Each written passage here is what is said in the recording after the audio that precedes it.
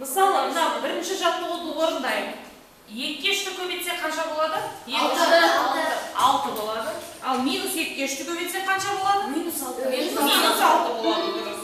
Енді координаталық сәуледегі бүтін сандардың қасиетін тыңдаңдар. Координаталық түзуде А және Б екі саны белгіленген. Сол жақта тұрған сан оң жақтағы саннан кіші.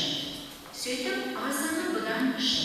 Яғни Б А-дан үлкен. Мысалы, 25 30-дан кіші. Демек, салыстырайық. 25 пен 30. Қайсысы оң жақта жатқан сан? 30.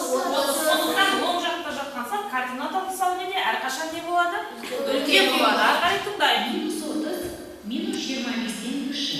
Екеуін салыстырайық. Балалар, минус 30, минус 25. Қайсы үлкен? Минус 25. Минус 25. Өйткені минус 25 саны қайда жатыр? Оң жағында жатыр. Демек, координаталық сәуледе қай сан оң жақта жатса, демек сол сан қандай болады? Үлкен болады, дұрыс. Ең үлкен теріс бүтін сан бар ма? Әділет, айта қойшы. Ең үлкен теріс бүтін сан бар ма? Бүтін сан минус 1. Жауабын дұрыс екен. Ары қарай келесі жаттығуға көшейік.